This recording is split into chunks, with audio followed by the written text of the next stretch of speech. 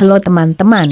Hari ini, saya akan menceritakan secara ringkas tentang legenda kewujudan Tasik Buyut di daerah Kota Marudu. Tapi sebelum itu, sila tekan subscribe dan share video dan channel ini ya. Agar Anda dapat melihat lebih banyak video menarik, sila tekan tombol lonceng dan bagi pendapat Anda di ruang komen. Legenda kewujudan Tasik Buyut pada asalnya adalah sebuah perkampungan budaya yang wujud sekitar 500 tahun yang lampau. Kampung ini dihuni oleh suku Mandungus yang hidup sebagai petani. Sudah menjadi kebiasaan bagi etnik Mandungus apabila tanaman mengeluarkan hasil, mereka akan mengadakan satu majelis yang meriah melibatkan seluruh penduduk kampung. Majelis keramaian yang diadakan diiringi dengan paluan gong dan kulintangan, alat musik tradisional, sambil dimeriahkan dengan kumpulan penari yang menggayakan tarian Mongigol. Acara minum tapai, minuman memabukkan, merancakan lagi majelis tersebut.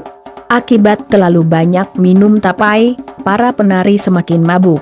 Akhirnya langkah tari semakin perlahan dan seorang demi seorang terkulai layu menyembah lantai. Oleh karena semua penari tadi tidak berdaya meneruskan tarian, maka, mau tidak mau, mereka terpaksa mencari penari baru yang lebih mantap gerak tarinya. Salah seorang yang hadir menyarankan supaya Beruk dan Kucing mengambil alih peranan sebagai penari. Cadangan itu disetujui oleh yang lain. Lantas mereka bertungkus lumus mengandam kedua-dua ekor haiwan tersebut, supaya kelihatan anggun. Ternyata bakat mengandam suku Mandungus sememangnya hebat. Maka, terlihatlah kedua ekor haiwan tersebut tidak ubah seperti penari sebenar. Tanpa membuang masa, mereka memapah dan terus membimbing haiwan tersebut menari. Pada mulanya, agak susah juga, haiwan tersebut menghayunkan langkah tarian Mongigol.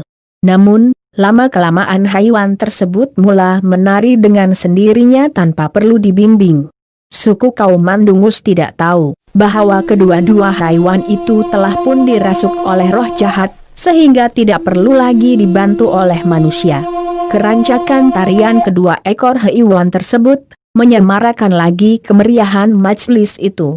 Kebanyakan mereka yang melihat atur tari kedua haiwan itu menganggapnya satu jenaka. Mereka ketawa terbahak-bahak melihat gelagat haiwan yang menari tanpa menyadari tindakan tersebut mengundang malapetaka.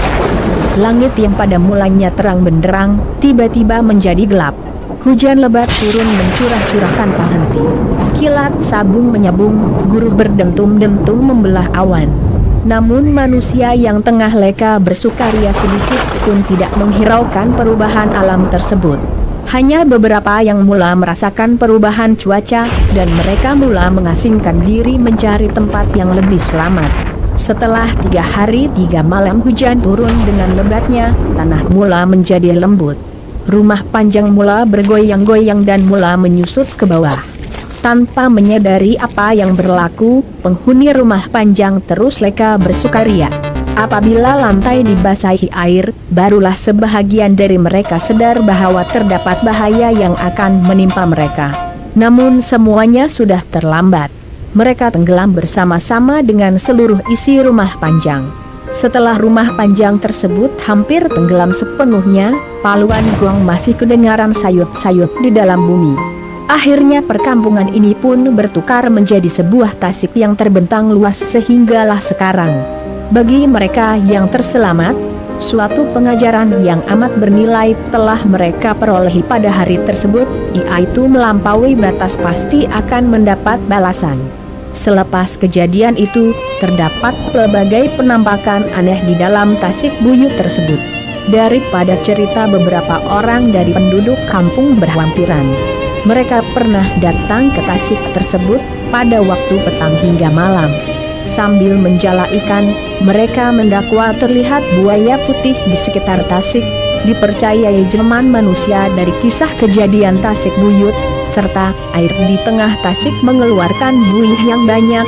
Seterusnya terhasil gelombang air Tasik seakan-akan berlaku tsunami kecil. Tasik Buyut ini terletak di kampung Mangkalua kira-kira 13 km dari Pekan Kota Marudu, di utara negeri Sabah. dan pada ketika ini lebih dikenali sebagai sebuah pusat penternakan ikan air tawar di bawah seliaan Jabatan Perikanan Sabah, Cawangan, Kota Marudu.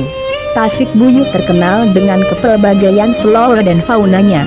Tasik Buyut yang merangkumi beberapa buah tasik kecil yang tidak bercantum dengan tasik utama, turut menjadi habitat kepada kira-kira berpuluh spesies ikan air tawar.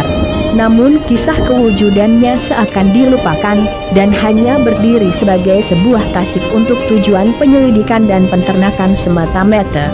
Malahan sebahagian penduduk negeri di bawah Bayu tidak menyadari kewujudan tasik ini. Namun Tasik Buyut tetap berdiri sendiri, menyulam cerita ketelanjuran manusia yang dibuai nikmat dunia, hingga menyimpang dari amalan hidup seharian.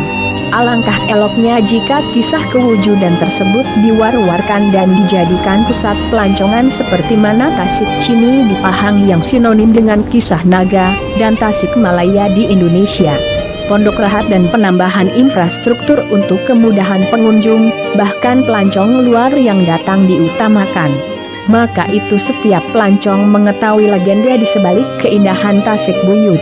Dan akhirnya tersebarlah kisah legenda ini setaraf Tasik Chini dan Tasik Malaya.